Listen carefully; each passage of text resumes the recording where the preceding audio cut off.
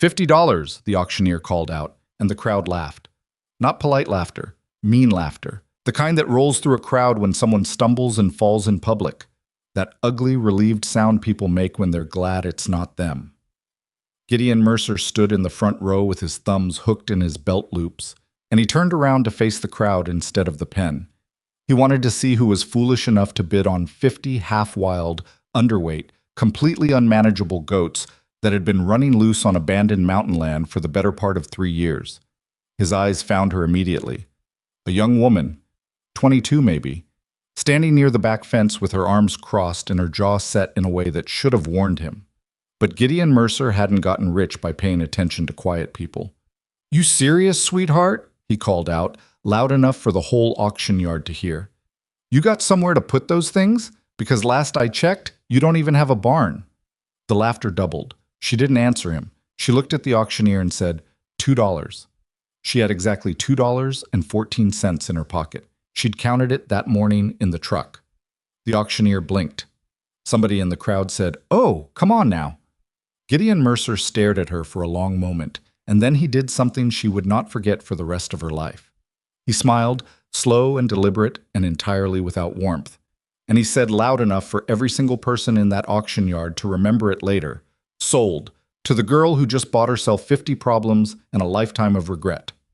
The crowd erupted, and Rowan Ashcroft stood there in the noise and the dust and the contempt of every person who thought they knew better than her. And she thought, fine. If you've ever been told that something you believed in was worthless by someone who enjoyed saying it, then you already understand this story. Stay with me until the end, because what happened next on that mountain changed everything, and I don't want you to miss a single moment of it. If this is your first time here, please subscribe and hit the notification bell so you never miss one of these stories. And drop a comment below telling me what city or country you're watching from. I genuinely want to see how far this story travels. Hit the like button if you're already on Rowan's side. Let's begin. The morning Rowan Ashcroft spent her last $2, she had been awake since 4. Not because she was ambitious.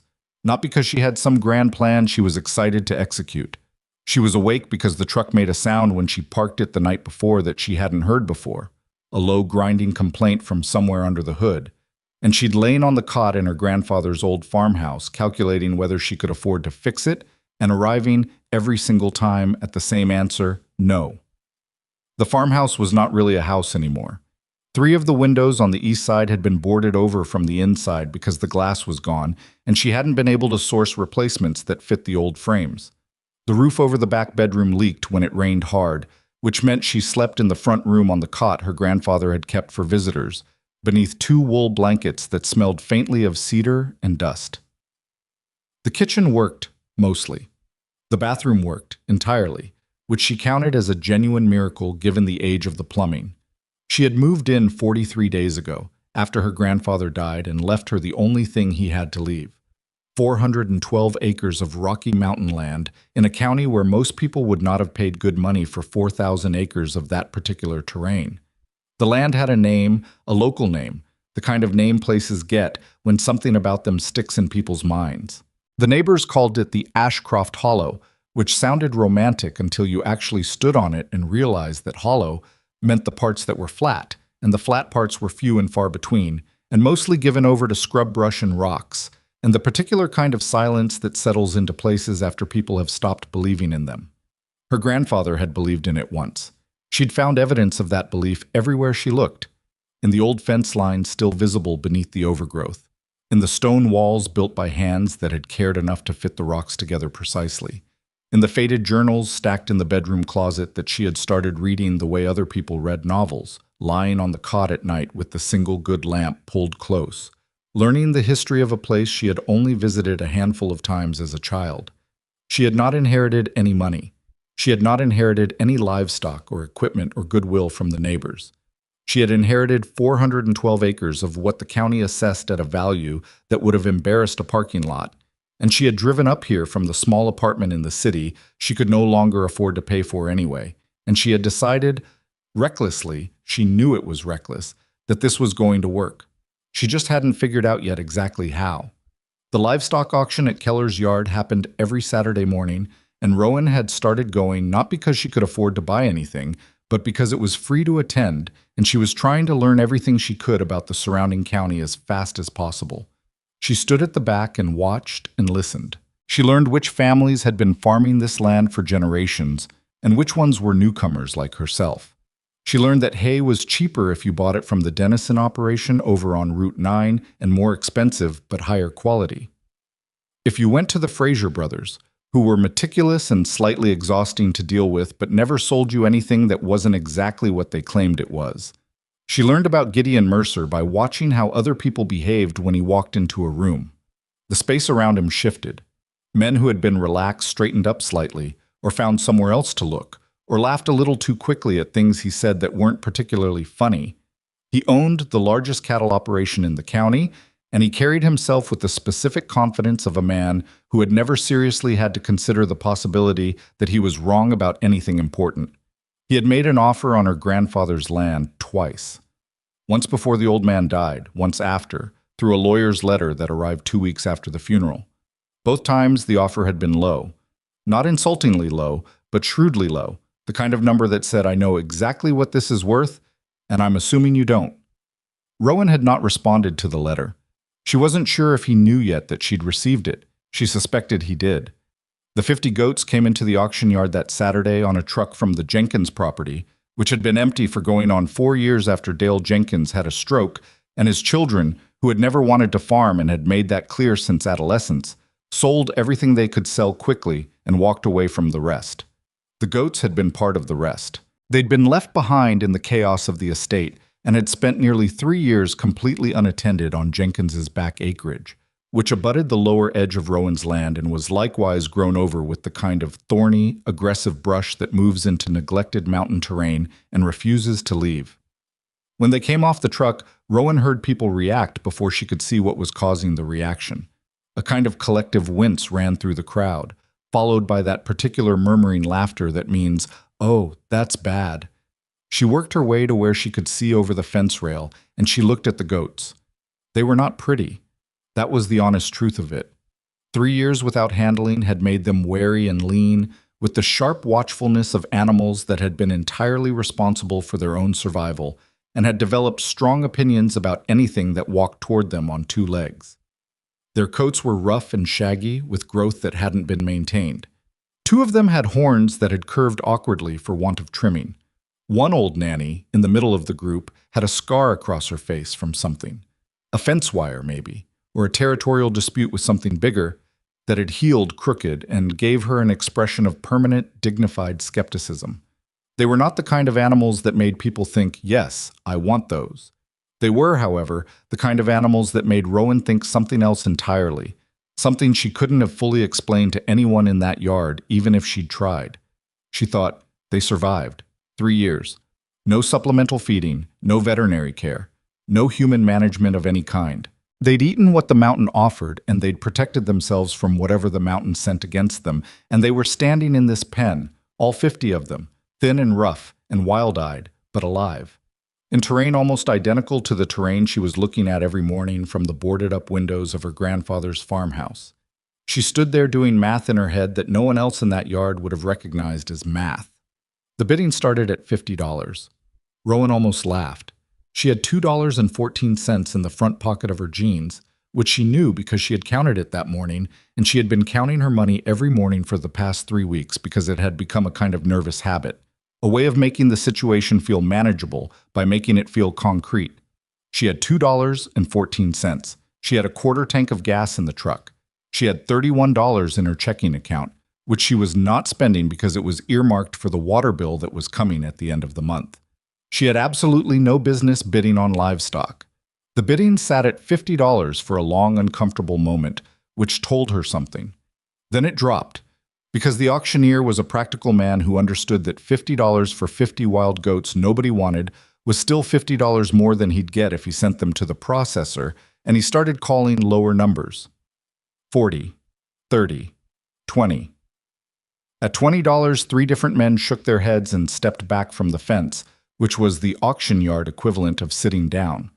At 10, one man she didn't know raised his hand and then put it down again when his wife said something sharp into his ear. At 5, The auctioneer paused and looked around the yard with the expression of a man questioning his career choices.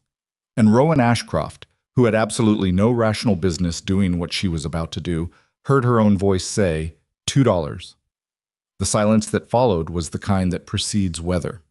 Then Gideon Mercer turned around in the front row, and he looked at her, and he said what he said.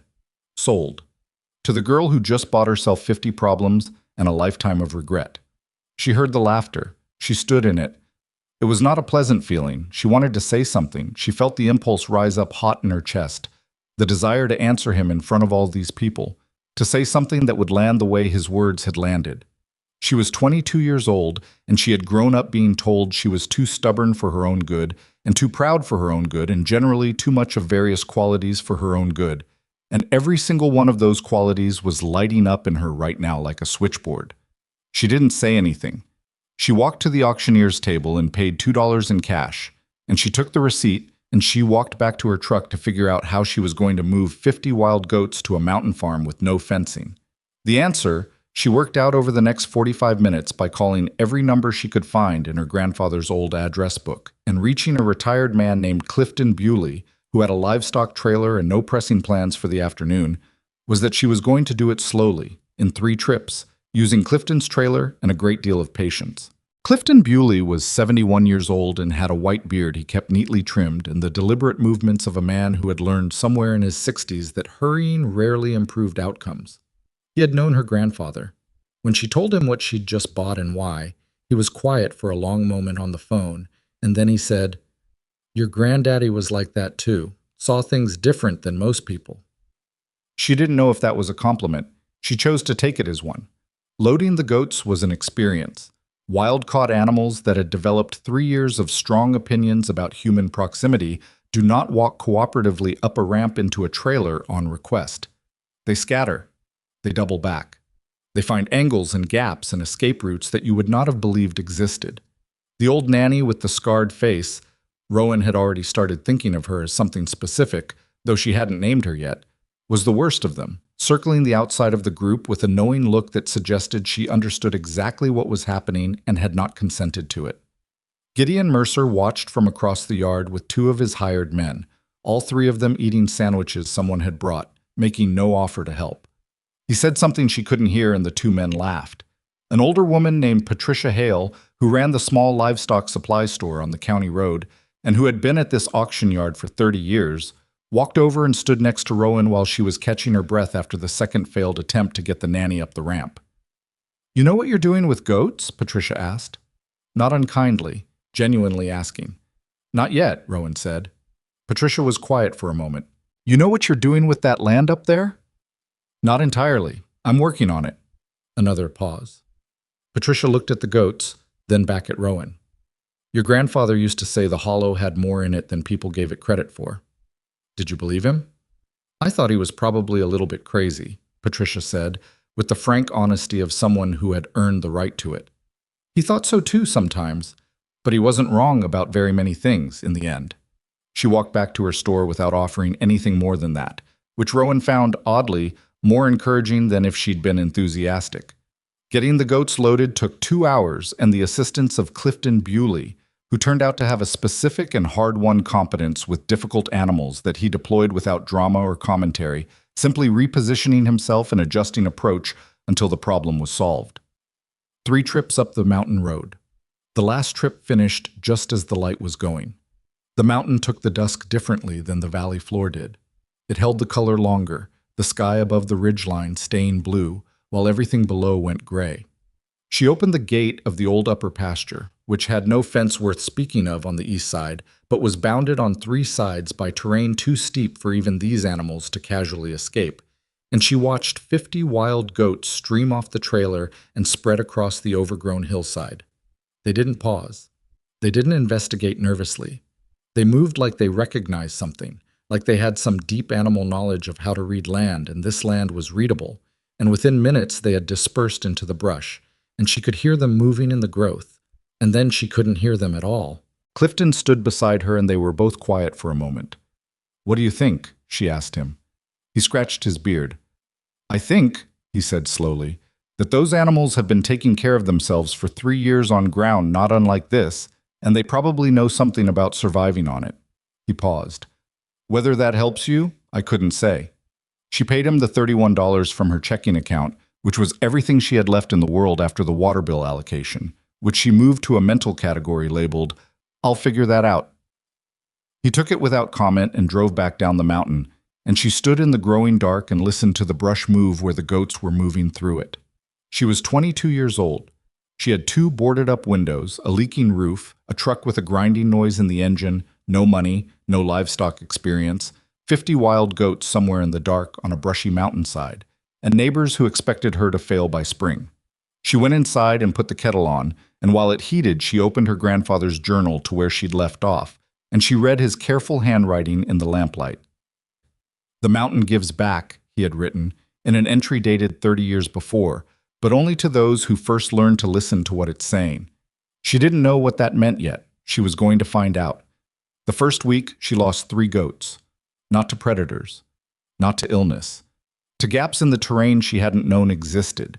Places where the old fence lines had collapsed entirely, and the brush had grown so thick over the rubble that you couldn't see the gap until something small and determined had already squeezed through it. She found 2 of them on the logging road that ran along the eastern edge of the property, standing in the middle of the dirt track with the unconcerned expressions of animals who had decided this was their road now.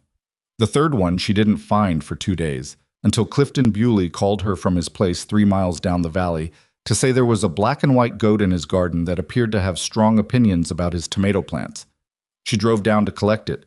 Clifton met her at his gate with the goat already haltered.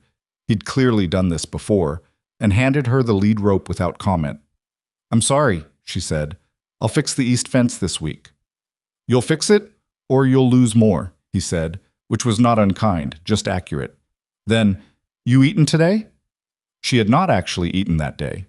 She'd been walking fence lines since early morning and had forgotten about it in the way you forget about things when you're moving fast and the list keeps getting longer. She started to say she was fine, which was the automatic response, the one you give when you don't want to be a burden. But Clifton had already turned and was walking toward his house, and the implied invitation was clear enough that she followed him. His kitchen was warm and smelled like coffee, and the particular combination of old wood and cooking grease that meant a house had been lived in by the same person for a very long time. He put a plate of leftover cornbread and a bowl of bean soup in front of her without asking what she wanted, and she ate it faster than she intended to and was embarrassed about that, and he refilled the bowl without remarking on the speed. "Your grandfather came to me once," Clifton said, sitting across from her with his coffee. "Must have been 15 years ago. He had an idea about running goats on the upper sections of the hollow. Said the brush was getting away from him and the ground was too steep for cattle." Rowan looked up from her soup. "What happened?" "He never did it. His health was starting to go by then, and it was a big undertaking for one man." Clifton looked at his coffee cup. "He told me once he wished he'd thought of it 20 years earlier." She sat with that for a moment. Her grandfather had circled this same idea, had seen the same thing she'd seen in those wild goats in the auction yard, or something close to it, and hadn't had the time or the health to act on it. That felt like something. She wasn't sure what to call it.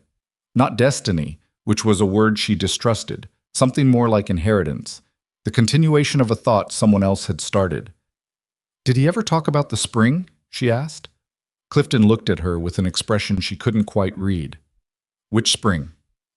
"His journals mention a spring house, up near the top of the North Ridge. He wrote about it like it was the most important thing on the property, but I haven't been able to find any sign of it.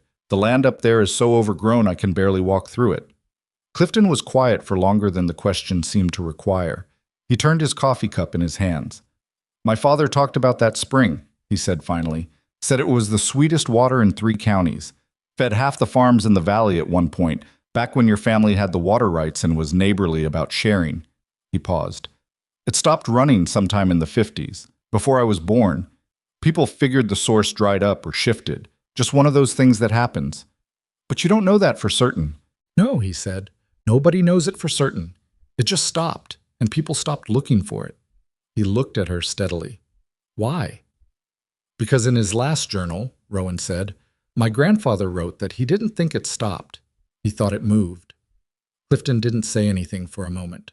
Outside, wind moved through the trees around his house. "That's a different thing," he said. "Yes," she said, "it is." She drove back up the mountain with the escaped goat in the truck bed, which was not ideal but was what she had, and she spent the rest of that afternoon patching the east fence with wire she'd found coiled in the old equipment shed, working until her hands were cut in 4 places from the wire ends and the light was completely gone. The goats, for their part, were doing exactly what she'd hoped they would do, which meant they were also doing things she hadn't anticipated. What she'd hoped for was that they would eat the brush. They did eat the brush, enthusiastically, indiscriminately, with the focused commitment of animals that had been eating exactly this kind of vegetation for 3 years and had developed a thorough and efficient system for it. Within the first 2 weeks, she could see the difference on the sections where they'd been working. The chest-high tangle of multiflora rose and blackberry cane and invasive shrubs that had made parts of the upper pasture impassable was being systematically reduced, not cleared the way a machine would clear it, but worked through, the tops browsed down, the thinner stems stripped, the ground beneath starting to see light for what she suspected was the first time in years. What she hadn't anticipated was how they would work as a unit. The herd moved together with a logic she didn't understand at first. They weren't random, they were methodical in a way that seemed almost deliberate, working a section and then collectively shifting. The older animals seeming to set the direction and the younger ones following. The old nanny with the scarred face, who Rowan had eventually named May because she had the unimpressed authority of every woman Rowan had ever known named May, was consistently at the edge of wherever the herd was working, not leading exactly, but orienting, turning her head in a direction and the rest of the group gradually following. Rowan started keeping notes. She'd found a stack of blank composition books in the farmhouse, the old kind with the black and white marbled covers, and she started writing down what the goats were doing and where, and what she observed about how the land looked after they'd worked through an area. She drew rough maps and noted dates. She felt faintly ridiculous doing this, like she was a scientist playing at research with no real training and no one to validate the methodology, but the alternative was not paying attention, and not paying attention seemed worse. She started rotating them. It wasn't a sophisticated system. She was learning as she went, reading at night, calling the county extension office, and asking questions that she could tell sometimes surprised the person on the other end. But she moved the herd to a new section every 10 to 14 days, giving the worked sections time to recover while the goats moved on. The effect was slow at first, then it wasn't slow. It was like watching a photograph develop, the land gradually revealing details that the overgrowth had buried, the shapes of the terrain becoming legible in ways they hadn't been when everything was chest-high and impenetrable. It was on one of these mornings, following the herd up through a section they'd been working the past week, that Rowan found the first wall. She almost walked into it. She was watching her footing on the uneven ground, stepping over a root, and she looked up and the wall was there. Not a fence, not a modern structure, but a dry stone wall built from the mountain's own rock, fitted together without mortar in the old way, standing nearly 4 feet high where it was still intact. It ran along the contour of the hill for 30 feet before it broke and fell, and then it picked up again another few yards further on, and then fell again. It had been completely invisible beneath the growth. You could have been 10 feet from it and not known it was there. She put her hand on it. The stone was cold and solid and fit together with a care that said something about the person who had built it, someone who had taken the time to find the right stones, to place them in a way that would hold, someone who thought this land was worth building for. She found 3 more walls that week. Then a trail, not a path that had grown over, but a constructed trail, the ground deliberately leveled, and in one section stepped with flat stones fitted into the hillside to make the grade manageable. Then, at the top of the second section she'd rotated the goats through, she found the ruins of a small outbuilding. The walls collapsed inward, but the foundation stones still in their original arrangement, still marking the shape of what had been there. She photographed everything with her phone and measured what she could and wrote it all in the composition books. She was building a picture of a working farm, she realized. Not a struggling, marginal operation, but a seriously maintained property, carefully developed over generations. Someone had put real thought and real labor into this land. The ruins she was finding were the skeleton of an operation that had known what it was doing, which made it more difficult to understand why it had been abandoned. She asked Clifton. She asked Patricia Hale at the supply store. She drove to the County Historical Society, which operated out of a room in the back of the library and was run by a woman named Dolores Vance, who had the organized intensity of a person who considers historical accuracy a moral issue, and she sat in a folding chair and asked what Dolores knew about the Ashcroft Hollow and why a working farm of that apparent quality had been left to fall apart. Dolores pursed her lips and went to a filing cabinet and came back with a folder and spread photographs on the table. Old photographs, black and white. Rowan looked at them and felt something shift behind her sternum.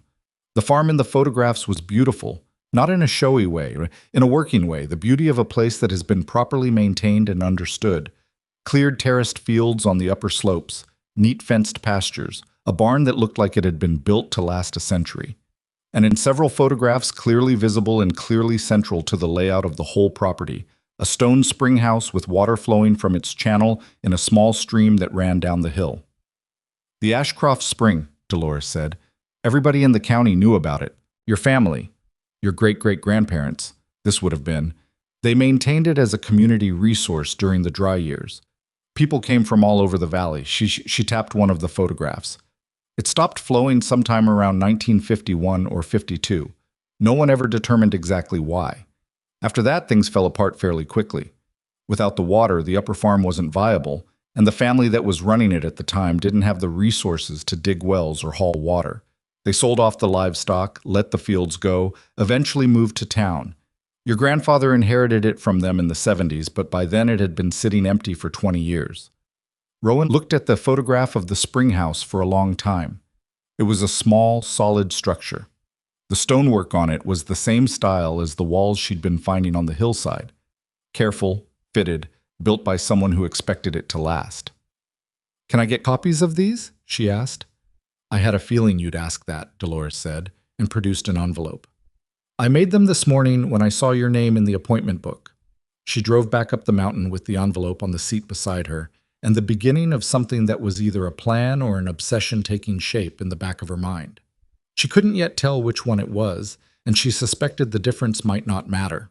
The goats were in the third section now, working their way up through the north-facing slope that her grandfather's journals had described as the most heavily overgrown part of the property. She could hear them before she could see them, the sounds of movement and browsing, and the occasional brief sound of a dispute being settled, and then she climbed the last rise and saw them spread across the hillside and stopped. Something was happening to the land up here that was different from the lower sections. The north slope was steeper, the vegetation older and denser, and the goats were taking it apart differently, more slowly, working in tighter groups, and the things emerging from beneath the overgrowth as they cleared it were different too. More walls, more structure. And something she hadn't seen on the lower sections, deliberate plantings. Old-growth herbs gone wild, the kind of plants people put in the ground on purpose, and that colonized and spread over decades once they were established. Stands of what she was fairly sure was comfrey, something that might have been old apple rootstock, plants that didn't belong to a wild hillside, plants that someone had put there. This was the upper farm, the one in the photographs. This was where the operation had been centered. She pulled out her composition book and started writing, standing on the hillside with the goats working around her, May passing within 3 feet of her without concern, the old nanny having decided at some point in the past few weeks that Rowan was an acceptable feature of the landscape. That was when she heard the vehicle on the road below. She recognized the truck before she could see the driver clearly. Mercer's operation had a distinctive fleet, the same blue color on all of them, the kind of coordinated branding that announced money and intention. It stopped on the county road below her fence line and sat there for a moment, engine running, and then it left. She stood on the hillside and watched it go. She didn't know exactly what that meant, but she had a general sense, which she filed under things to pay attention to, and she went back to her notes. The following week brought 2 things she hadn't expected. The first was a call from a farmer 2 counties over named Raymond Polk, who had heard from someone, he was vague about who, which she noted, that she had goats adapted for brush work on steep terrain. He was having a severe problem with invasive growth on the back sections of his property, he said, and he'd tried everything and nothing was working. And did she have animals available for purchase or lease? She sat on this farmhouse steps with the phone and thought about this carefully. She had 50 goats. Some of them were pregnant, which she'd figured out gradually over the first month as shapes changed in ways that were unmistakable. She didn't have animals available for sale, not yet, and she said so honestly to Raymond Polk. When? he asked. Spring, she said. If things go the way I think they're going. I'll call you in spring, he said, and hung up. She sat with the phone in her hand for a moment. That was a customer, an actual potential customer, calling her unprompted, which meant word was moving somehow, which meant she needed to have something to offer when it arrived. She got out the composition book and started a new section. The second unexpected thing was more complicated. Patricia Hale called on a Tuesday evening to tell her, in the careful way that people deliver information they know will be unwelcome, that Gideon Mercer had been talking at the feed store about the Ashcroft property. Specifically, he'd been saying that the county tax assessment on mountain land of that quality was going to come up for review, and that the new assessment would reflect current market value, and that a young woman without capital or experience was going to find the tax burden on 400 acres difficult to manage. Rowan was quiet on the phone for long enough that Patricia said, "You still there?" "I'm here," Rowan said. "Is he wrong?" "About the assessment? Probably not, depending on how the review goes." A pause. "He's on the county land use committee." She let that land. She turned it over. Gideon Mercer was not a man who made casual conversation at feed stores. If he was saying this where people would hear it and repeat it to her, he wanted her to hear it. It was a message, delivered through the particular county rural channel that functions as both grapevine and telegraph. "What's he actually want?" Rowan asked. "Same thing he always wanted," Patricia said. "The land." She thanked Patricia and hung up and sat at the kitchen table for a while without moving. The lamp made a warm circle on the table surface. Outside, the mountain was dark and quiet and large, and she was a 22-year-old woman with no money and a growing list of things that could go wrong, and one genuinely significant idea that she had not yet fully proven could work. She pulled the composition book toward her and opened to a fresh page. At the top she wrote, "What do I actually have?" She made the list honestly. 50 goats, soon to be more. 400 acres, most of it unbankable, but all of it hers. Evidence, accumulating daily, that the land could be made productive in a specific and unusual way. One interested buyer, 2 counties away. Old journals that hinted at something on the North Ridge that might or might not be findable. The beginnings of a methodology she was developing through observation and documentation that was actually working. She looked at the list. It was not an impressive list by most measures, but it was a real list, and everything on it was actually true. And she had learned enough in the past weeks to understand that real and true mattered more than impressive when you were building something from the ground up. She turned to the back of the book and opened her grandfather's last journal entry, the one she kept returning to, the one that had begun to feel less like poetry and more like instruction. "The spring is not gone," he had written, in handwriting that was shaky with age but deliberate, each word placed carefully. "I am certain of it. The ground tells you, if you learn to read it. Find the warm places in the cold season. Find where the green stays when the rest of it goes brown. The water is still there. Someone who knows how to look will find it." She read that twice. Then she closed the book and started planning. Outside, somewhere on the dark hillside above the house, she could hear the goats moving through the brush. Even at night, they weren't entirely still. They shifted and settled, and occasionally one of them made a sound, a brief conversational noise, and another answered. She had started finding it reassuring, that sound. Evidence of life and activity on a piece of land that had been silent for a long time. She didn't know yet what she would find on the North Ridge. She didn't know how she was going to handle the tax assessment, or whether Raymond Polk would actually call back in spring, or whether Gideon Mercer had more moves to make than the one he'd already telegraphed. She had more questions than answers, and more problems than solutions, and she was running on cornbread from Clifton Bewley's kitchen and stubbornness and the steadily growing conviction that her grandfather had been right about this mountain. She blew out the lamp and lay down on the cot and listened to the goats in the dark. Spring was coming. The herd was growing. The land was beginning to give back. And somewhere up on the North Ridge, beneath the brush and the years and the silence, something was waiting to be found.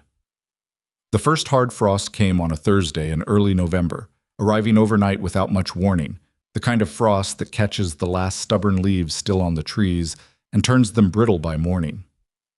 Rowan was up before light, which was ordinary for her now. She'd stopped thinking of 4:30 as early and started thinking of it as when the day began, the quiet hour when she could walk the property before the light came up and see things she missed when she was busy doing. She pulled on her barn coat and her boots and went out into the cold, and her breath came out white in the dark, and the ground under her feet was stiff in a way it hadn't been the morning before. She went to check on the herd first. The goats had sorted themselves through the change of season with more competence than she'd initially given them credit for. They'd found the naturally sheltered spots on the hillside, the places where the terrain broke the wind, and they clustered in them on cold nights without being directed to do so.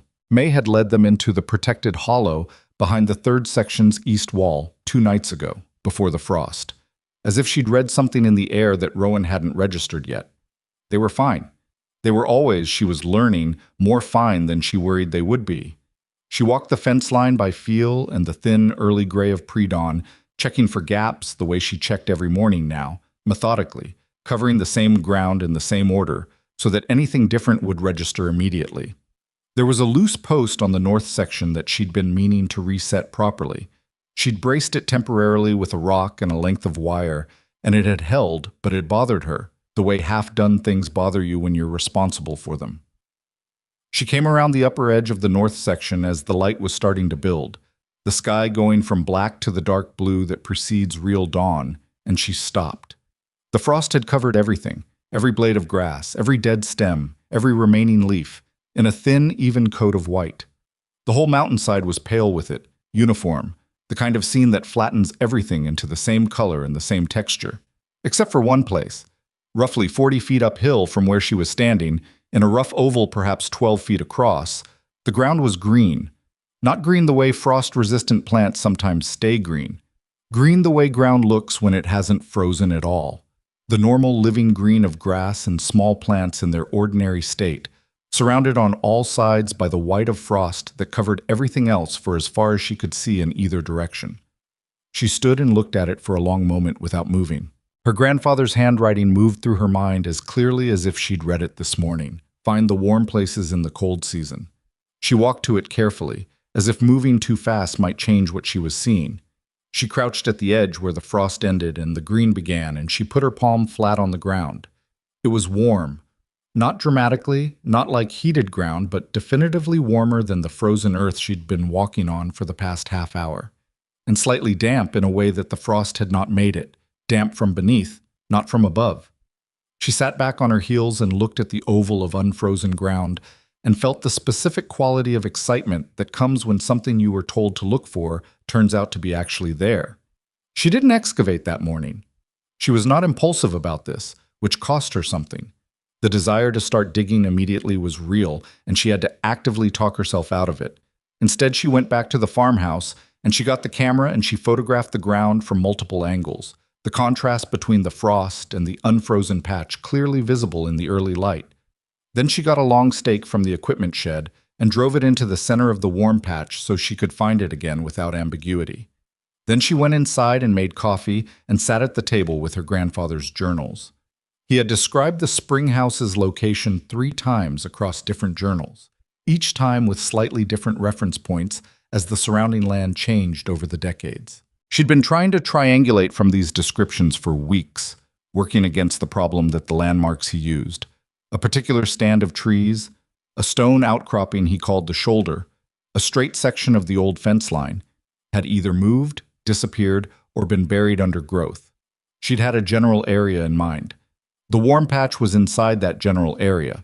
But general wasn't good enough for what she was considering doing. She needed help. This was harder to admit than it sounds. She had been operating in a specific mode since she arrived on this mountain. Self-contained, careful, not asking for things she might not be able to repay. Managing her dependencies because her dependencies were also her vulnerabilities. Clifton Bewley fed her soup and told her things she needed to know, and she tried not to need him more than that. Patricia Hale gave her information and occasional quiet encouragement, and Rowan took it without leaning on it too hard. She was doing this alone because that was what the situation required, and because, if she was honest, the loneliness of it was also a kind of proof that she could. But she needed a hydrologist or someone close to it, and she did not know any hydrologists. She called the county extension office and described what she'd found and asked if they knew anyone. The woman on the phone said she'd check and call back. She called back 40 minutes later with a name, Warren Gill, retired, had worked for the State Water Resources Division for 30 years, lived 20 minutes away, and was apparently known for being willing to talk to people who were asking the right questions. Rowan called him. He listened to her description of the warm ground without interrupting. When she finished, he said, "How big is the unfrozen area?" "About 12 feet across, roughly oval." "And the surrounding ground was frozen solid?" "Everything else I walked on this morning, yes." "You say you're on the north face of the ridge. What's the elevation?" She looked at the topographic map she'd tacked to the kitchen wall and gave him the approximate number. He asked 2 more questions: the angle of the slope and whether there was any visible seep or wet ground nearby at any other time of year. She answered both honestly, including the honest answer to the second one, which was that she didn't know. She hadn't been looking for that specifically. "I can come look at it," he said. "Not today, Saturday." "Saturday is fine," she said, with more composure than she felt.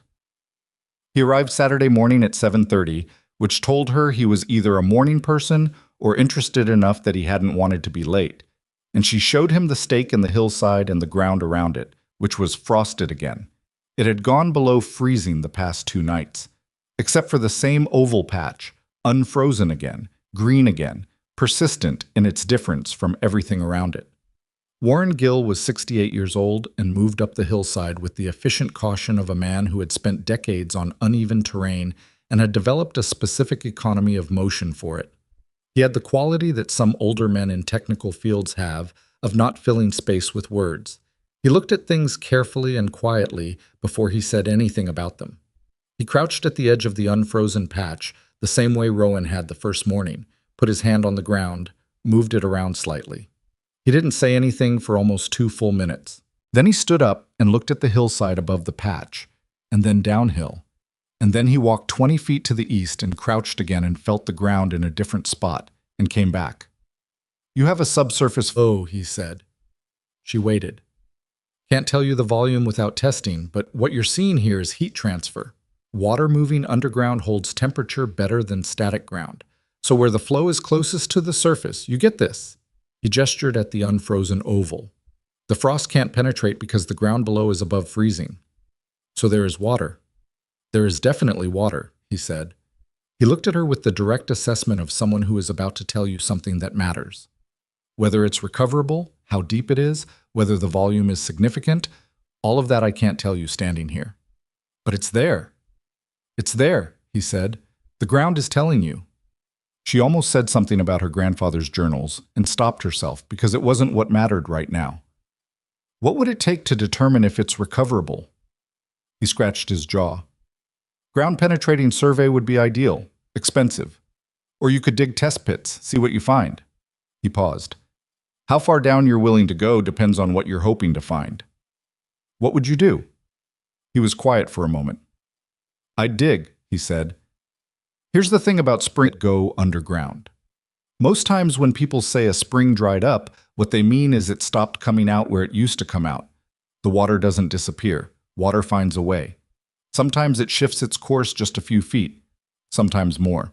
But the source doesn't dry up unless the whole regional water table changes, and nothing in the records I know of suggests that happened in this county in the 1950s. He looked at the stakes she'd driven. If your family's spring stopped flowing in 1951 and you've got subsurface heat transfer on the north face in 2024, I'd say your spring is still here. It just changed its mind about where it wanted to come out. She hired him. She didn't tell him she couldn't really afford to hire him because she needed him to take this seriously, and people take things more seriously when there's a professional arrangement in place. They negotiated a modest consulting rate that she committed to in 3 installments, the first of which she would pay by selling the 2 oldest male kids from the herd, which had been her emergency reserve for exactly this kind of moment. She sold the kids to Raymond Polk, who had called back in October as he'd said he would, and who bought them for more than she'd expected and then spent 20 minutes on the phone asking her questions about management and rotation that told her he was taking this seriously. She told him she'd have more available in spring. The digging started on a Monday in late November, with Rowan and Clifton Bewley, who arrived with a long-handled spade and work gloves and did not ask to be invited, just showed up and started, and a young man named Denny Frazier, one of the Frazier brothers' sons, who was 17 and had heard from somewhere that Rowan was doing something interesting on the Ashcroft place and had asked his father if he could help on Saturdays, and been told he could if he was actually useful and not in the way. Denny was useful.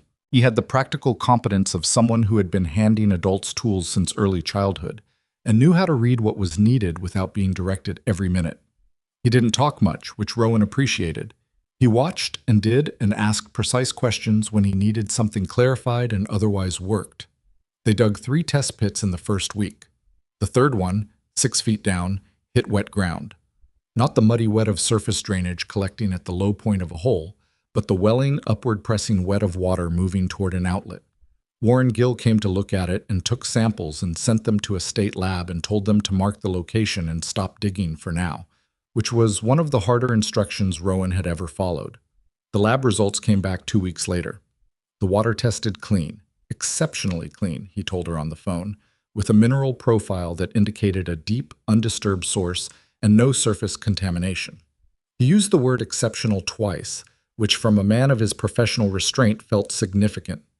"Can we bring it to the surface?" she asked. "With proper excavation, almost certainly," he said. "It's going to take work. The original channel is blocked somewhere above your test pit. I want to do more survey before you do serious excavation, because if you hit the block wrong, you can redirect the flow deeper instead of up. But yes, I think you can get this water back." She sat with the phone after he hung up and was very still for a moment. The kitchen around her was the same kitchen it had always been. The same boards, the same window with its view of the hillside, the same lamp that she'd replaced the bulb in twice now. She had not changed anything structural in this house because she had no money to change structural things. The boarded windows were still boarded. The cot was still in the front room. The list of problems was still long, and the resources to address them were still thin. But the mountain had water. Her grandfather had been right. The spring was not gone. It had moved, and she had found where it moved to, and the water in it was exceptional. And now the question was only whether she could get it back to the surface before Gideon Mercer made the tax situation impossible enough to force her hand. She opened her composition book to a fresh page and wrote, "Next steps." And then she wrote them down, all of them, in order, as specifically as she could make them. The next thing that happened, she didn't expect. She had been posting photographs on a simple account she'd set up mostly to document the project for herself. The before and after of the cleared sections, the emerging walls and trails, the ruins taking shape as the brush came down. She posted without expectation, captioning the images with plain descriptions of what she was seeing and what the goats were doing. She had maybe 60 followers, most of them people she'd met through the extension office or the supply store. Then one of the photographs, the one of May leading the herd through the newly cleared trail on the north section, the old stone wall rising on either side, the cleared ground showing the careful stonework beneath decades of growth, got picked up by a larger account focused on sustainable land management, and then by another, and within 4 days she had 11,000 followers and 17 messages from people asking where they could buy brush-clearing goats bred for steep terrain. She sat at the kitchen table and read the messages one by one. Some of them were casual inquiries, some of them were serious, detailed descriptions of specific land management problems, specific terrain types, specific acreage. One was from a conservation organization asking about long-term lease possibilities for restoration work on a property, 3 states away. She wrote back to every single one. It took most of the night. At 2 in the morning, she made herself stop and go lie on the cot, but she didn't sleep for a while. She lay on her back and listened to the quiet mountain and thought about scale. How small a thing she had started with, how specific and concrete it had been, and how it was beginning to spread outward from that specificity in ways she hadn't planned, but that made a kind of sense if you followed the logic of it. She had found an approach that worked. When something works, it travels. But Gideon Mercer. She'd been keeping track of the tax assessment situation through Patricia, who had the informal information network of a woman who had been part of this county's commerce for 3 decades. The review was scheduled for early February. Mercer was on the committee. The assessed value of mountain acreage in the county had been rising, and a sympathetic reading of the changes to her property, the clearing, the infrastructure she was beginning to restore, the activity visible from the county road, could be used to argue for a significant upward reassessment. She talked to a tax attorney in the county seat, 1 phone call, 45 minutes, which had cost her money she felt in her chest when she handed it over. The attorney had been honest with her. A reassessment was possible. The committee had discretion in interpretation, and if the new assessment put her annual tax bill above a certain threshold, she would have difficulty maintaining the property without taking on debt or selling. "What's my best defense?" she'd asked. "Current use exemption," the attorney said. "If you're actively farming the land in a documented way, you can apply for an agricultural exemption that caps the assessment at its value as farmland rather than its potential market value. But you need documentation, solid documentation, production records, sales records, a demonstrated ongoing operation." She had documentation. She had composition books full of it. She had photographs with metadata and dates. She had receipts from Polk for the kids she'd sold. She had the consulting arrangement with Warren Gill. She had 11,000 people on a social media account who had watched her clear 300 acres of mountain land and restore historic infrastructure. She spent 3 days compiling it. Clifton Bewley sat at the kitchen table across from her on the second evening and helped her organize the production records, his reading glasses on the end of his nose, his handwriting on the second set of copies steady and clear. "You think this will be enough?" she asked him. He looked over the stack of documentation. "It ought to be," he said. "It's a real operation. It's been a real operation for months." He paused. "Doesn't always matter what it ought to be." She knew that. She filed the exemption application anyway, on the second Thursday of December, and drove to the county office in person to hand it to the clerk because she wanted someone to have physically received it in front of her, and she drove back up the mountain through the early dark of December and went straight to the north section with a flashlight to check on the test pit they'd covered with boards and stone to protect it through the winter. The boards were undisturbed. She lifted one corner and felt the air coming up from the pit, and it was cool but not frozen, and she could hear, faintly, in the deep quiet of the winter mountain, the sound of water. It was not dramatic. It was a small sound, a slow-moving sound, the sound of something that had been going for a very long time and had no intention of stopping. But she heard it clearly in the dark, and she put the board back carefully and stood up, and the cold air came off the ridge and she felt it on her face, and the stars were very clear above the mountain. The water was there. It had always been there. She was going to get it out. She walked back down the hill in the dark, her flashlight making a small yellow oval on the frozen ground ahead of her feet, and behind her the mountain was quiet except for the goats shifting in their sheltered hollow and the occasional sound of the wind in the bare trees on the upper ridge. And somewhere beneath all of it, steady and undisturbed, the movement of the water that a whole county had forgotten and one stubborn young woman had refused to stop looking for. The tax assessment hearing was scheduled for the second Tuesday of February at 9 in the morning in a wood-paneled room in the county administrative building that smelled like old carpet and institutional coffee. Rowan drove down the mountain in the dark to make it on time. The truck's grinding noise had gotten worse through the winter, and she'd been managing it by not accelerating too hard on inclines, which made the mountain road interesting, but it got her there. She parked in the lot and sat for a moment in the cold cab and looked at the folder on the seat beside her. The documentation she'd spent 3 days compiling, organized by date, cross-referenced, everything labeled clearly in the way the attorney had told her it needed to be. She had not slept well. She was aware of that in the specific way you're aware of things you can't do anything about, and she put it aside. The room had a long table at the front with 5 chairs behind it, and rows of seats facing it. She was early enough that only 2 other people were there, a man she didn't know with a folder of his own, and a county clerk arranging papers with the focused efficiency of someone who did this every week. Rowan sat in the second row and put her folder on her lap and watched the room fill. Gideon Mercer came in at 5 minutes to 9. He was dressed in the particular way of a man who wants a room to register his presence without appearing to try. Good boots, a jacket that cost real money, the unhurried pace of someone who expects chairs to be available. He took his seat at the committee table without looking at her. Or rather, without appearing to look at her, which was not the same thing. There were 2 other committee members whose names she'd looked up. Harold Fitch, a retired bank manager who had the cautious, non-committal expression of a man who had learned to avoid positions, and Carolyn Deaver, who ran the County Agricultural Extension Office and had the direct, no-nonsense manner of someone who had spent a career cutting through other people's imprecision. Rowan had spoken to Carolyn on the phone twice during the exemption filing process.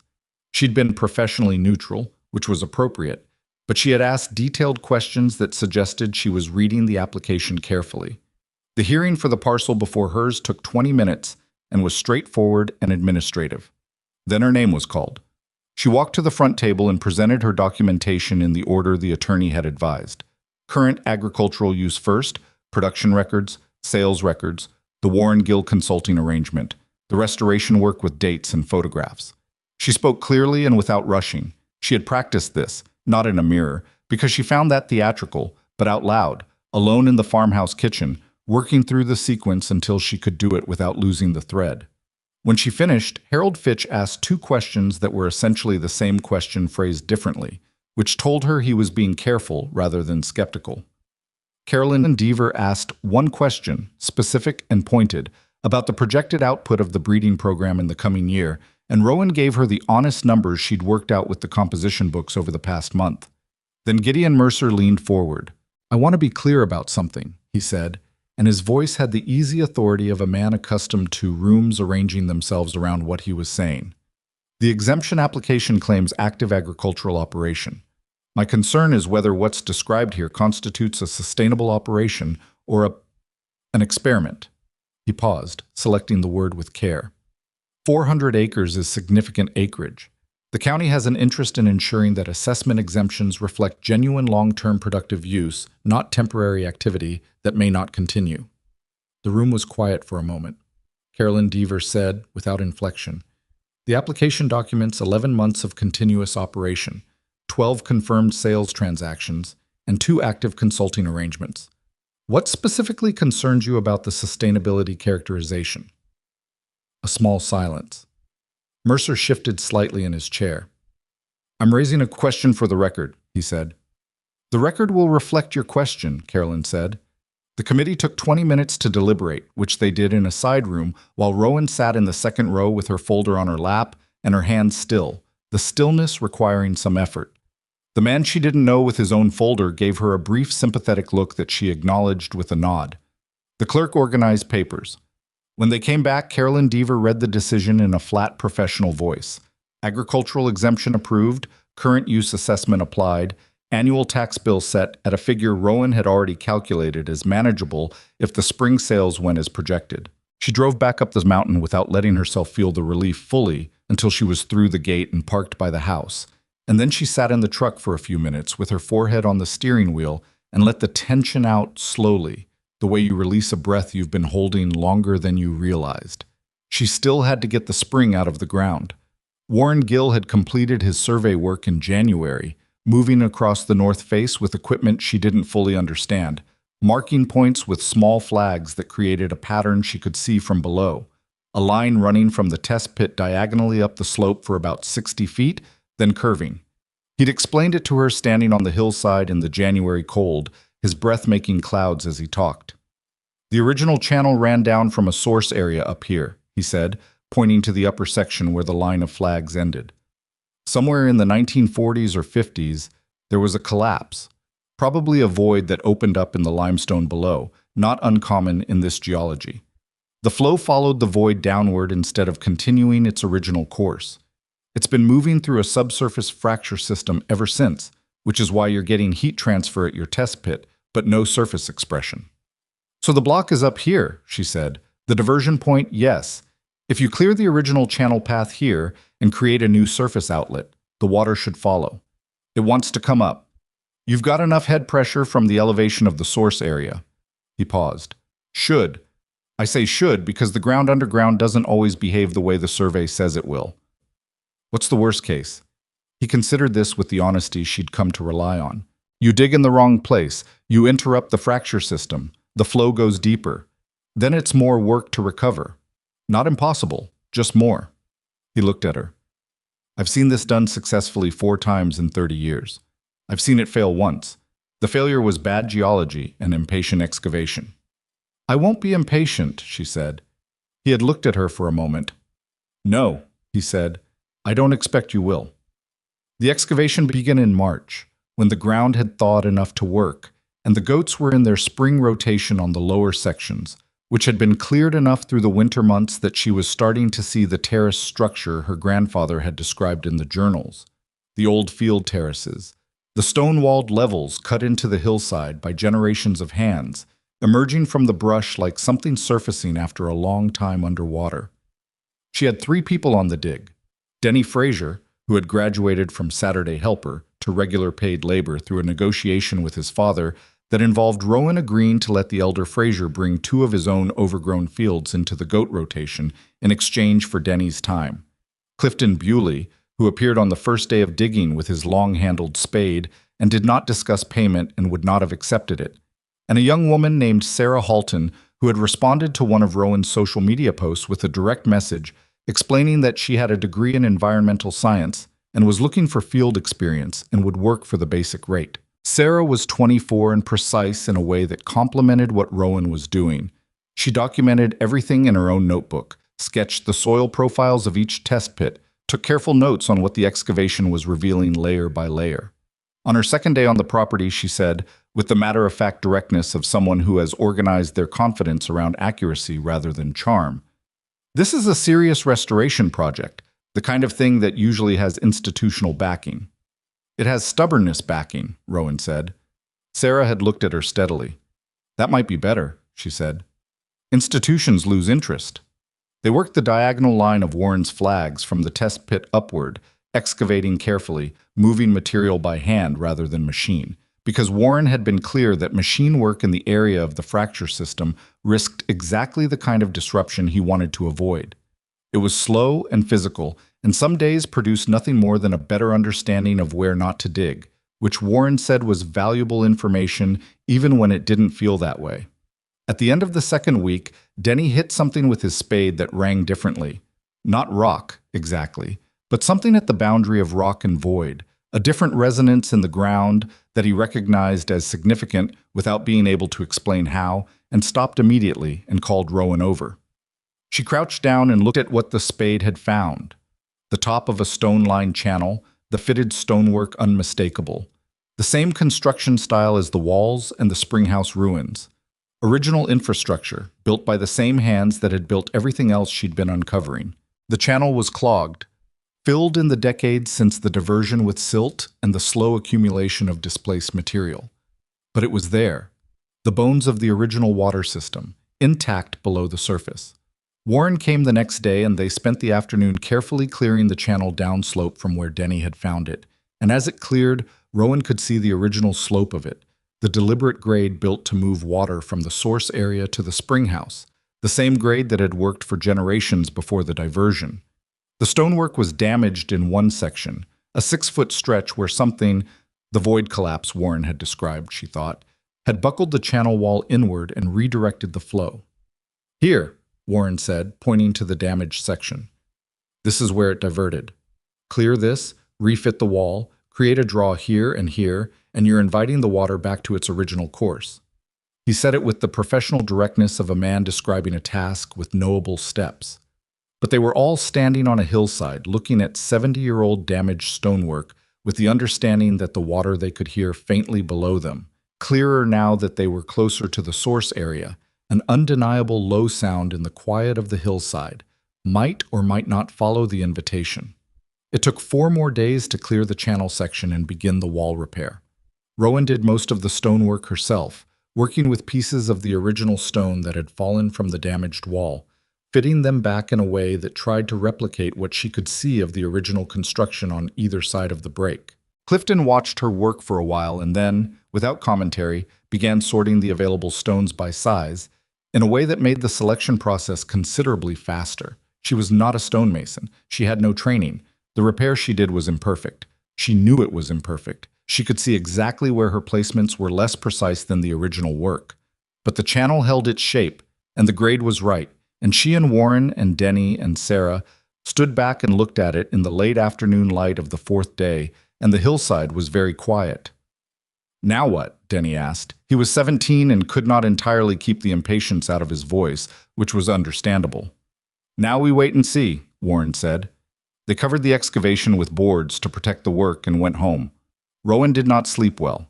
She lay on the cot and ran through everything she knew, the survey, the test pit results, the water she could hear, the channel grade, Warren's assessment, and looked for the flaw in it, the thing she'd missed, because in her experience there was always a thing you'd missed, and it was better to find it in your mind at night than on the hillside in the morning.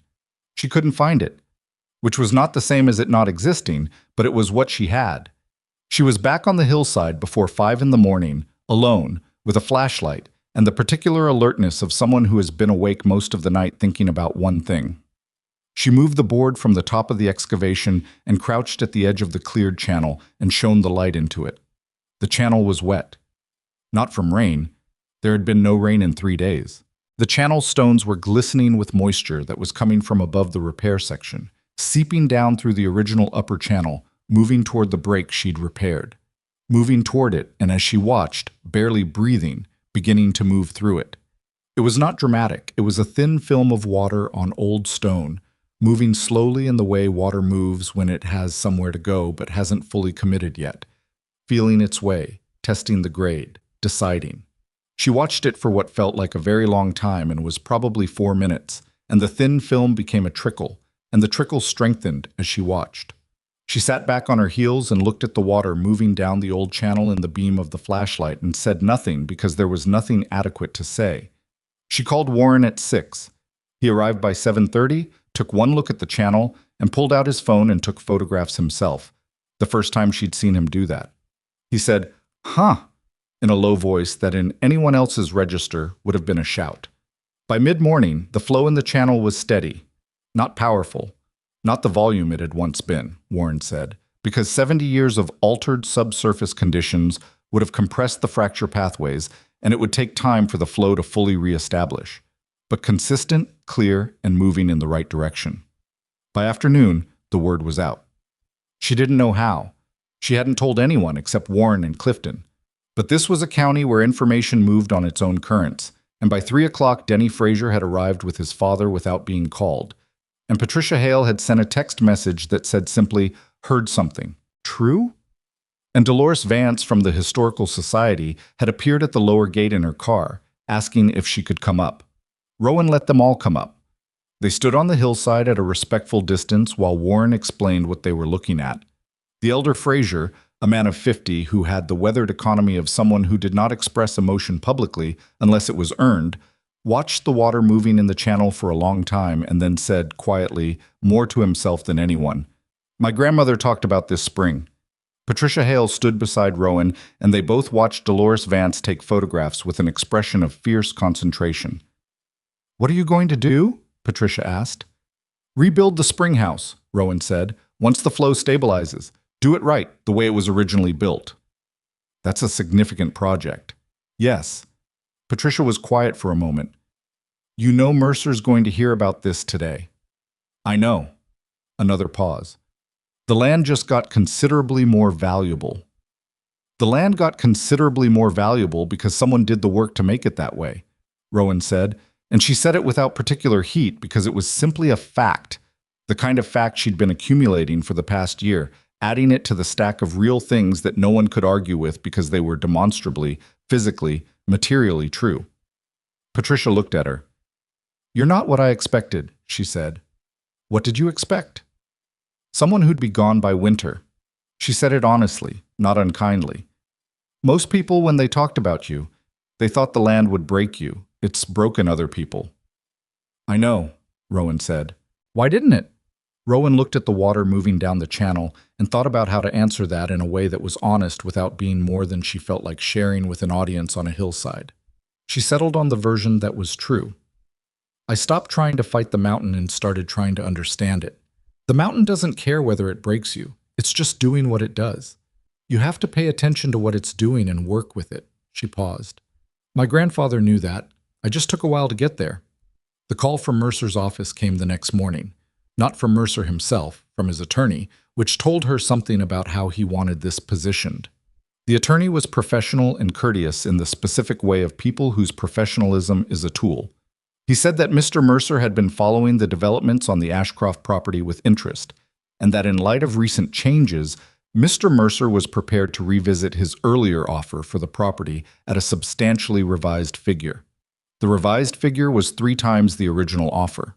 She was sitting at the kitchen table drinking coffee when she got the call, and she looked at the wall where her grandfather's journals were stacked on the shelf beside her composition books. 12 volumes of careful handwriting representing 30 years of one man's relationship with this piece of land. And she said, Thank Mr. Mercer for the call. The property is not for sale.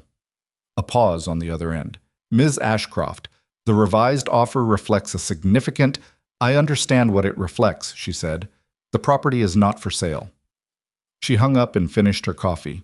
The Springhouse reconstruction began in May, timed deliberately to coincide with the full establishment of the spring flow, which had, over the 6 weeks since the excavation, strengthened steadily and consistently until Warren declared it stable and the volume significant. Not the maximum historical flow, he said, but above the threshold for what he'd call a functional and productive source. She'd found a retired stonemason named Arthur Gaines through Dolores Vance, who seemed to have a network of useful people in her files for exactly these contingencies. Arthur was 73 and had bad knees and strong opinions about mortar mix ratios, and was the best decision she'd made since the goats. He looked at the original Springhouse ruins, walked the perimeter twice, examined the remaining cornerstones, and told her he could rebuild it close to the original dimensions and materials if she could source matching stone. The matching stone was on the hillside. She and Denny had been finding pieces of it for months, the same limestone construction material that had come from the mountain itself, scattered and buried as the original structures decayed. They'd been collecting and stacking it at the lower end of the north section without knowing exactly what they'd need it for. It turned out they'd collected nearly enough. Arthur worked with deliberate efficiency that made Denny look impatient and made Rowan feel like she was watching something important. The transmission of a specific knowledge about how to put stone together in a way that would outlast everyone present. I explained what he was doing as he did it, not performing for an audience, but because he considered the knowledge worth passing on, and she listened and took notes in the composition book, adding to the record of what she was learning on this mountain. By the second week of June, the Springhouse was rebuilt. Not identical to the original photographs. Arthur was honest that some dimensions were approximate and some elements he'd had to interpret from what remained, but unmistakably a proper stone springhouse, solid and roofed and with the channel running clean and cold through its floor and out the other side in the small stream that, for the first time in 7 decades, ran down the north face of the mountain and into the old water channel that led toward the valley below. The day the reconstruction was completed, Arthur Gaines put his trowel down and stood back and looked at it for a long time without speaking. Then he said, "That'll last another 100 years if someone looks after it." "Someone will," Rowan said. He nodded once, the nod of a man satisfied with his work, and went to pack his tools. She stood in front of the springhouse and listened to the water running through it, the sound she'd first heard faintly in the ground with a flashlight on a winter morning, now clear and present and above the surface. And she pressed her hand against the stonework the way she'd pressed her hand against the old walls when she'd first found them emerging from the brush. Same stone, same mountain, different hands, at different times, doing the same necessary work. She turned and looked down the hill at the land below her. The cleared terraces, the restored walls, the pastures where the herd moved in their deliberate, systematic way, the farm that had been abandoned and was not abandoned anymore. And she thought of her grandfather writing in his journals in a failing hand, recording what he believed and what he hoped and what he could not quite manage to finish. And she thought, I finished it. Not cleanly, not without cost, not without the nights of uncertainty and the days of physical difficulty and the steady background pressure of not having enough resources and not knowing if the next thing would work. But she had finished it. The water was out of the ground. The springhouse stood. The mountain was alive again in the particular way that a working landscape is alive. Not wild, not managed into submission, but understood and cooperated with and genuinely, productively functional. Her phone rang. She looked at the screen. Raymond Polk. She'd sold him 8 goats in April, 2 breeding pairs and 4 young animals, and he'd called 3 times since to report progress on his back acreage in the way of someone who had been converted to a belief and wanted to share the evidence of it. She answered. "You need to see what these animals are doing to my east section," he said, without preamble. "I've got neighbors asking me what I'm doing differently, and I've been telling them about you." "How many neighbors?" she asked. 4 serious ones, he said. 2 more who are curious but not ready to admit it yet. A pause. "I told them you had goats available in the fall." "I do," she said. "And I have a waiting list." A brief silence. "A waiting list," he repeated, with the tone of a man recalibrating. 3 months long, she said. "I'm working through it." She hung up and stood in the June sunlight on the hillside above the rebuilt spring house and looked at her composition book, which she'd been carrying up the hill with her, as she did every day now, the habit so ingrained she barely noticed it. She opened it to the current page and wrote the date and the weather and the water temperature she'd measured that morning in the channel. Warren had asked her to keep daily records through the first summer. And then she wrote, "Spring house complete. Flow stable. Waiting list, 11 farms." She looked at that last line for a moment. 11 farms. People who had heard about what she was doing, who had land problems she might be able to help with, who were willing to wait 3 months for the chance to try. A year ago, she had been a 22-year-old woman with $2 and a reckless idea, standing in an auction yard while a man with better boots and worse judgment told the whole county she'd bought herself a lifetime of regret. The regret had not materialized. The goats were fine. The spring was running. The mountain, which had been waiting for someone to pay attention to it, was paying her back. She closed the composition book and started down the hill to check on the herd. The summer the spring came back, the valley got its first real drought in 11 years. It started in July. Not dramatically, not with any single moment you could point to and say that was when it began. But gradually, the way droughts always start, with a string of dry weeks that people initially read as ordinary summer weather and then begin to watch with a different kind of attention. The creek that ran along the county road dropped to a third of its normal level by August. Pastures that were usually green through midsummer went brown and stayed brown. The forecast maps on the evening news showed the same blank, rainless pattern repeating week after week, and farmers who had been farming this valley for decades started making the specific calculations that drought forces. How long the hay will hold, how long before the stock tanks run dry, what gets sold early and what gets kept. Rowan's spring ran all summer without interruption. She had not anticipated this as a strategic advantage. She had been focused on the spring's existence as its own justification, the restoration of something lost, the completion of what her grandfather had left unfinished. But the drought made it something more than that. While the creek dropped and the stock tanks shrank, and neighbors drove further and further for reliable water, the Ashcroft spring ran clean and cold and consistent from the rebuilt spring house on the North Ridge, exactly as it had run for generations before the diversion, and word of this spread the way. Word of water always spreads in a dry summer, fast, and with the particular intensity of people who are genuinely concerned about something that matters. The first person to call about the water was not a farmer. It was a woman named Judith Crane, who ran a small specialty grocery in the county seat, and she had heard about the spring from Dolores Vance, who had apparently been telling anyone who would listen about the restoration since the day she'd stood on the hillside and watched the channel flow. Judith wanted to know if Rowan had considered bottling. Rowan had considered it. She'd been considering it since February, turning the idea over in her composition books, working through the logistics and the regulatory requirements and the cost of doing it properly, which was the only way she was willing to do it. The regulatory path for a small batch water bottling operation was not simple. Source certification, facility standards, labeling requirements, periodic testing. And she had been researching it in the evenings after the day's work was done, reading state health department documents at the kitchen table under the lamp, making notes in the margins, building a picture of what it would take. "I've been looking into it," she told Judith. "I'm not there yet." "How long?" "I don't know. I'm doing this without shortcuts." Judith was quiet for a moment. "What would help you get there?" The question surprised her enough that she answered it honestly. "A certified testing partner and someone who's done the regulatory filing before and can tell me what the actual sequence is, not just what the documents say it is."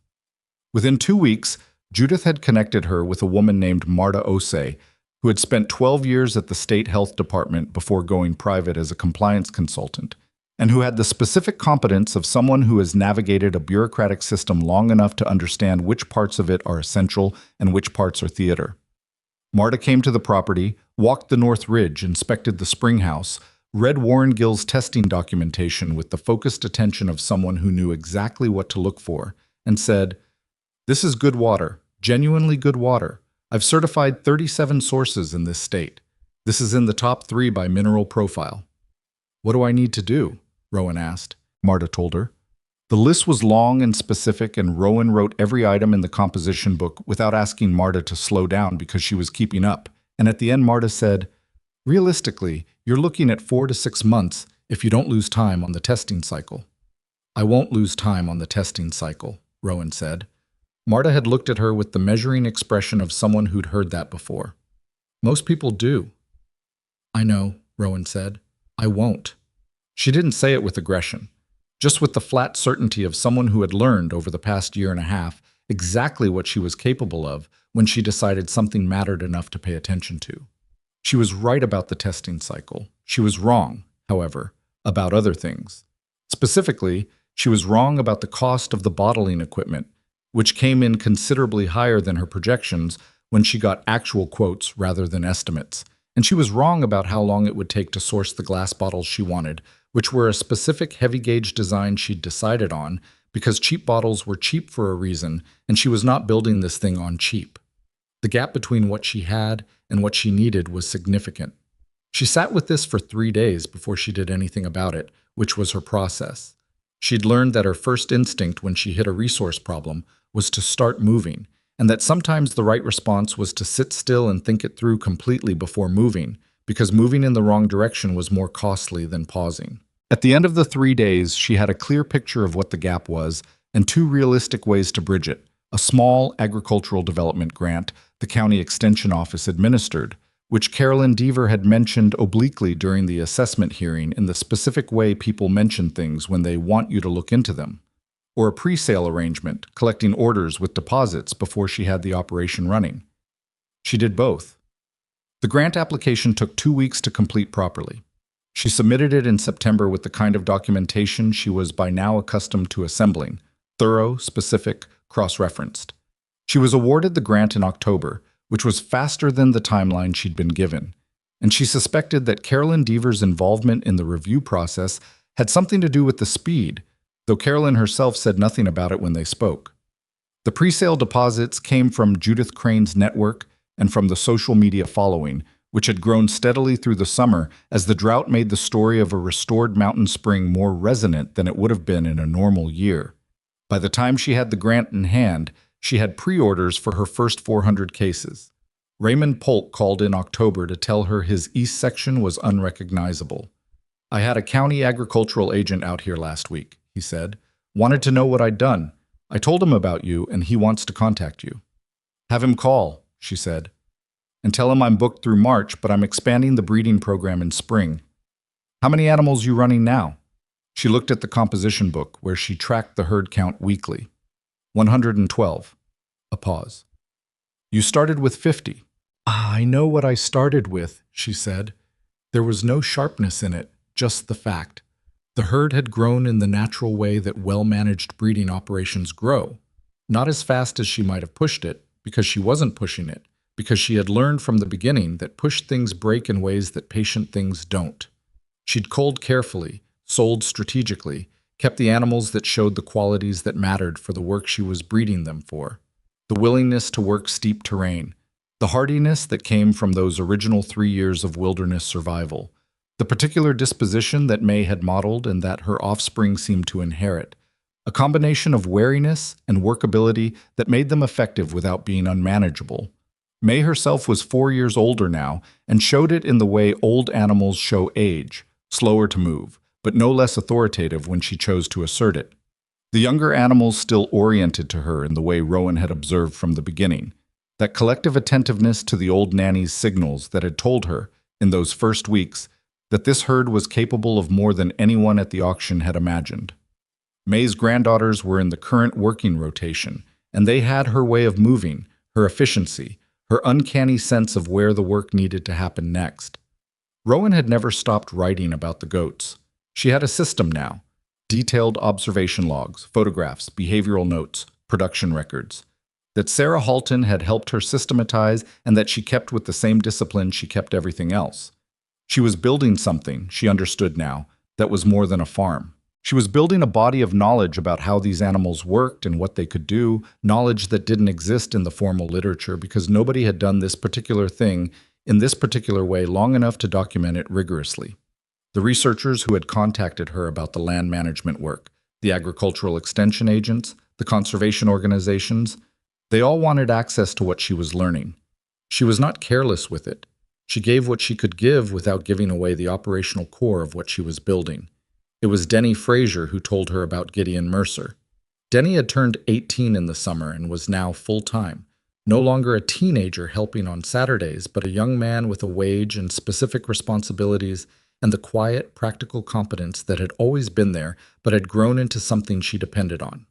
He came to her on a Wednesday morning in November with the slightly careful expression he used when he had something to say that he wasn't sure how she'd receive. "Mercer's operation is having a water problem," he said. She looked up from the herd log she was updating. "What kind of water problem?"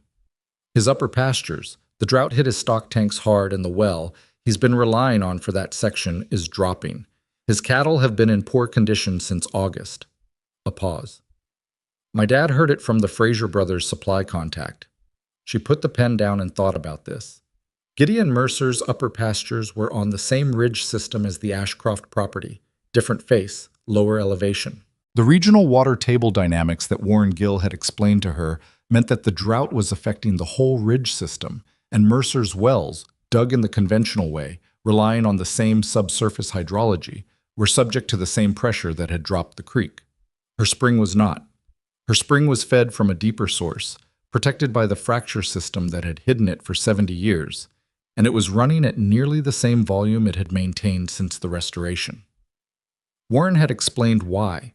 The depth of the source, the particular geology of that section of the ridge, the fact that a subsurface flow of that character was insulated from seasonal variation in a way that a shallow well was not. She thought about Mercer for 2 days. She thought about the man at the auction yard, and the committee table, and the letter through the lawyer and the blue trucks on the county road. She thought about the things she had heard said about him, and the things she knew for certain he had done.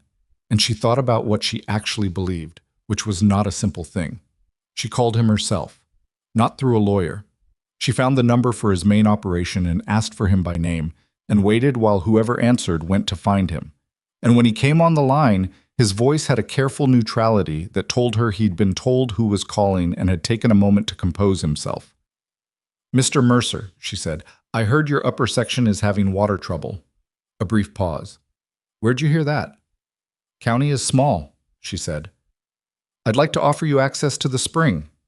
The silence that followed was longer than she'd expected. "What kind of access?" he said finally. "Enough to keep your cattle watered through the drought. Piped from the spring house channel to your property line at the ridge. We'd need to discuss the arrangement, what it costs, what the terms are, how long it runs." Another pause. When he spoke, he sounded like a man choosing words with more care than he usually applied to the process. "Why would you do that?" It was a fair question.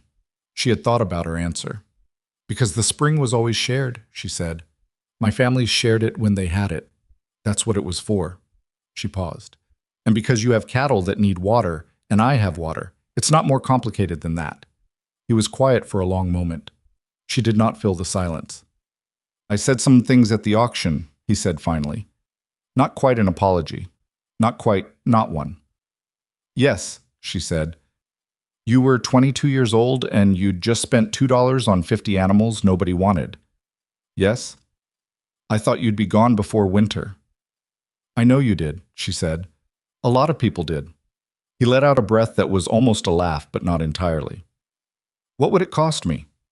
"A fair rate for water, a right-of-way agreement through my eastern fence line for the pipe, and a conversation sometime about what I've learned about this mountain that might apply to your upper section."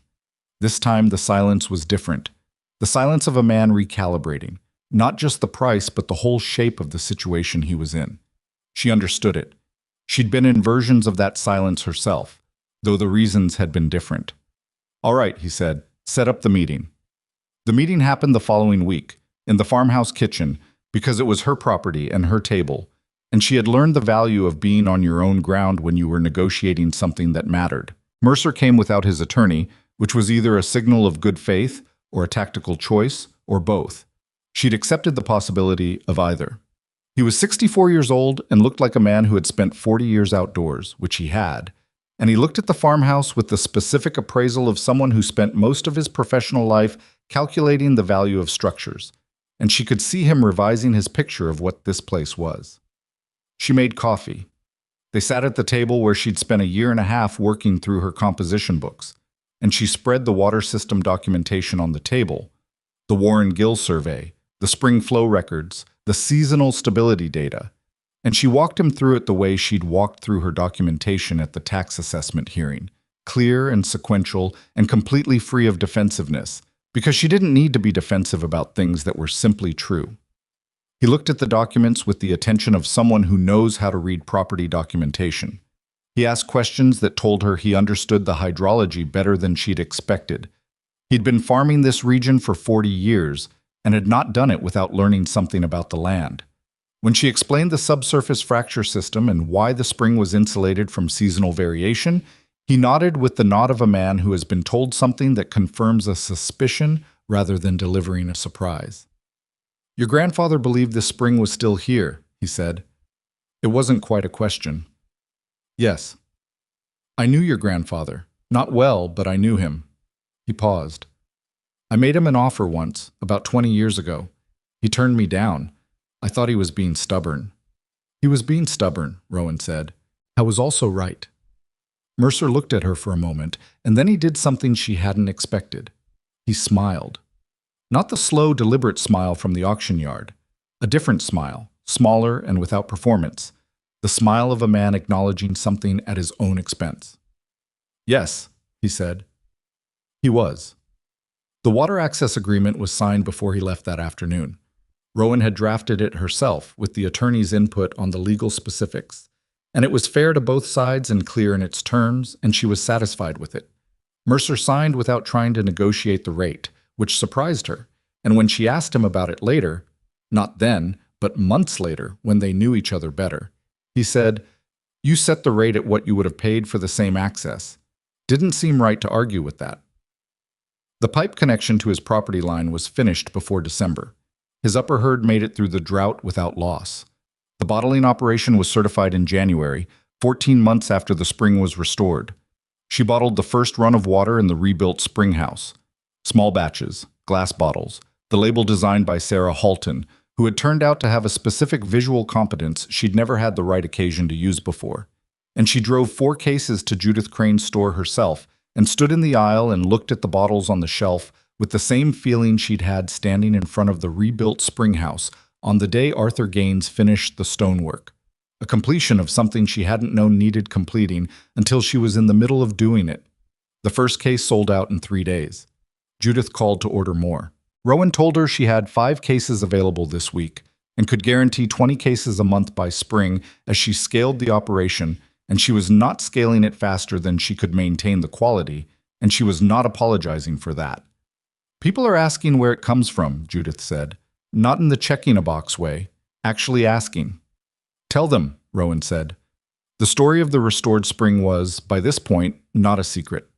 Dolores Vance had published a thorough historical account in the County Historical Society's quarterly bulletin, which got picked up by a regional publication and then by one of the larger state-level outlets. The photographs were compelling, the before and after of the hillside, the old photographs from the county archives beside the new photographs of the rebuilt spring house, the channel running clean through the fitted stone floor, and the story had the particular quality that makes people stop scrolling. It was about a real place and a real problem and a solution that had required something other than money or technology or the usual levers people reach for. It had required attention, the willingness to notice what was actually there. Rowan gave 2 interviews and declined 7. The 2 she gave were to publications whose interest was genuinely the land and the restoration work, not the narrative of a young woman triumphing over adversity, which was a story she found exhausting because it put the emphasis in the wrong place. The mountain wasn't a backdrop to her personal story. The mountain was the story. She had just been paying attention to it. Denny Fraser was now managing the herd rotations with the ease of someone who had absorbed the methodology so thoroughly that he'd begun extending it, trying variations, testing different rotation intervals, bringing observations to her in the mornings with the same careful specificity she used herself. He was 19 and she was 24, and she had started thinking about what came next for him in the explicit way you think about people you've watched grow into something real. She had a conversation with him about it that was more direct than she was naturally inclined to be. "What do you actually want to do?" she asked him. They were on the hillside above the third section, in the early morning light, watching the herd work through a new clearing. He was quiet for a moment. "This," he said, "this exactly, or this kind of thing?" He thought about it. "I want to do what you did. Take a piece of land that isn't working and figure out why and fix it." He paused. "But I don't have land." "Not yet," she said. "Do you know how long it takes to get land when you're 19 and your family doesn't have anything to spare?" He wasn't complaining, stating a fact with the pragmatic acceptance of someone who has looked at the numbers. "I know exactly how long it takes," she said. "I also know that's not the only route." She looked at the herd below them. "I'm going to need someone to manage the contract rotation work. The farms were hired to work with the herd. Right now I'm doing it, but as that part of the operation grows, I can't do it and everything else." She paused. "That person would need to be trustworthy and know what they're doing and be willing to learn what they don't yet." He looked at her. "You're offering me a job. I'm describing a role that needs to exist. You're the obvious person for it." She shrugged. "You can say no." He didn't say no. The contract rotation work had begun the previous summer almost by accident. Raymond Polk had asked if she could bring the herd to his property for a season rather than selling him animals. And she'd said yes because the logistics were manageable and the additional income was useful, and she wanted to see how the methodology transferred to a different terrain. It had transferred well. Polk's back acreage, which he'd described as impenetrable, had been opened up in a single season to the point where he could walk through sections that had been inaccessible for years. And the results had generated the conversations he'd been having with his neighbors, which had generated inquiries, which had generated the waiting list. By the following spring, she had 12 contracted rotation commitments across 4 counties. It was more than she could manage alone, which was why the conversation with Denny had been necessary, and why 2 of the Halton sisters, Sarah's younger siblings, who had grown up watching Sarah's work on the Ashcroft property and had both expressed interest, were now in a structured apprenticeship that Rowan ran with the same methodical care she applied to everything else. She was not comfortable managing people. She did not have a natural ease with it, and she did not pretend to. She was too direct for the sensibilities of people who needed to be managed slowly, and too demanding for people who needed to be told they were doing well when they weren't. She'd had 2 difficult conversations with the Halton sisters in the first month that had not gone smoothly, and had required her to go back the next day and acknowledge where she'd been unclear or unfair, which she did because it was true, and because the operation needed people in it who trusted her judgment. And you don't build trust by being right all the time, you build it by being honest when you're wrong. Clifton Bewley, who watched all of this from his position as the closest thing she had to a constant in this landscape, told her one evening over the soup she now ate at his kitchen table about once a month, "You're harder on yourself than you are on anyone else, which is better than the other way, I grant you. But it's still a habit that costs you." "I know," she said. "Your grandfather was the same." He stirred his bowl. Took him a long time to learn to be patient with himself the way he was patient with the mountain. She looked at him. "Did he ever get there?" Clifton considered. "More or less. Near the end." He looked at his soup. "You've got more time than he had." She thought about that on the drive back up the mountain, and for several days after. The patience she'd extended to the mountain, the willingness to observe and wait and trust that things would reveal themselves if she paid attention long enough, was something she had not particularly applied to herself. She was hard on herself in the specific way of someone who has always had to be her own primary resource, the internal critic who kept the standards high enough that the work stayed worth doing. She understood it was necessary up to a point and counterproductive beyond that point, and she was not always sure where the line was. She was still not sure, but she was getting better at asking the question. The following autumn, 2.5 years after the day at the auction yard, Gideon Mercer came to see her again. Not through a lawyer, not because of a business arrangement. He came on a Saturday morning and knocked on the farmhouse door, and she answered it in her work clothes because she'd already been on the hillside for 2 hours and she was still wearing dirt on her boots. He had 24 young goats in a trailer in the yard. She looked at the trailer and then at him. "I want to start a brush management program on my east section," he said. "My son has been watching what you're doing on the rotation contracts, and he thinks we should be running something similar on our own property instead of paying someone else to do it." He paused. "I'd like to buy my starting stock from you. Breeding quality, the kind that will work the terrain." "I have a waiting list," she said. I know you have a waiting list. I'm asking to be on it. She looked at him for a long moment. The October light was flat and clear, and behind him the mountain rose against it, the hillside she'd been walking since before dawn, the cleared terraces visible now from almost anywhere on the property, the line of the old stone walls running across the upper face, the rebuilt springhouse roof just visible at the top of the north section. "Come inside," she said. "I'll make coffee." He came inside. He looked at the farmhouse with its repaired windows. She'd finally sourced the glass in August, a full 2 years after she'd moved in, and the boards were down and the light came in the east side of the house for the first time since she'd been there. And at the shelf where the journals were stacked alongside 16 composition books now, the record of everything she'd learned and done and failed at and revised.